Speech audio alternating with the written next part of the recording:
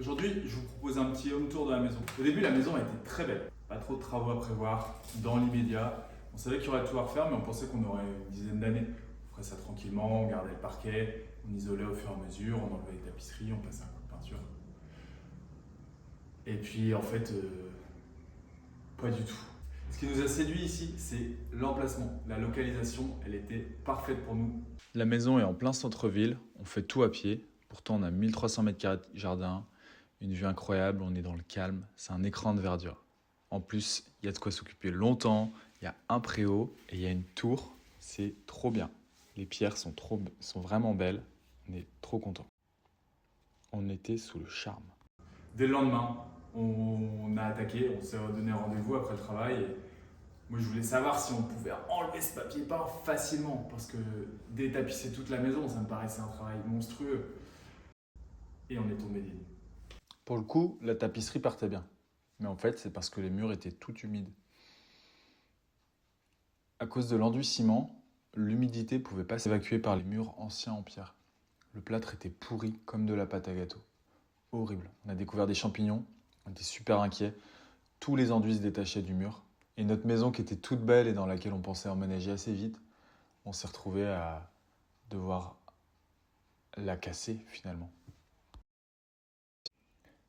La tapisserie que j'enlève sur cette image, il y a de l'aluminium dessus. Donc d'un côté il y a du ciment et de l'autre il y a de l'aluminium. L'humidité ne peut pas s'évacuer, les murs ne respirent pas et ça fait tout pourrir.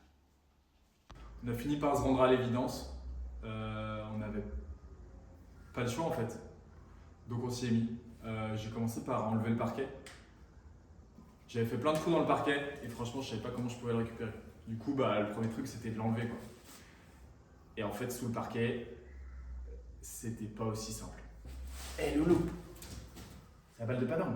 Attrape. Padang, il s'ennuie. En fait, la maison, à l'époque, elle avait été montée, parquet, les cloisons, les radiateurs, tout partait du sol, quoi. Donc, il fallait que nous, tout reparte du sol. Et donc, on a dû tout péter. Et là, on s'est retrouvé avec un truc parce que l'accès est merdique. L'accès est nul ici. L'accès est pourri. Il y a des fils, il y a un portillon, il y a des marches, il y a pas d'accès en fait. C'est une rue à sens unique qui n'est pas assez large pour mettre une benne. On ne peut pas évacuer. Le seul moyen d'évacuer, c'est à la main. Avec une remorque et des pelles, quoi. Des bras. Enfin, c'est débile. C'est débile. Du coup, on l'a fait quand même, quoi.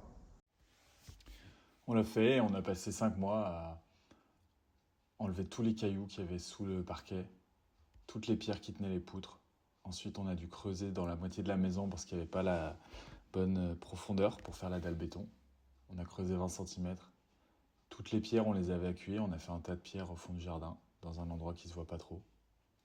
On estime qu'il y a à peu près 10 tonnes de pierres et 2 mètres cubes de terre, ou plus. On ne sait pas trop, en fait. On a passé 5 mois à faire ça. C'était bien galère. Camille a pleuré. Elle a pris une pierre sur la main, la pauvre, le premier jour. Elle n'en pouvait plus. C'était hyper dur, mais on a réussi. Même pas d'angle s'y est mis, il a creusé, le petit chou. Et voilà, on a fini de tout creuser. Fin septembre, évacuer toutes les pierres. Péter la chape de la cuisine aussi, pour que les dalles béton se rejoignent. Non mais quel plaisir, c'était bon. La partie la plus difficile était terminée.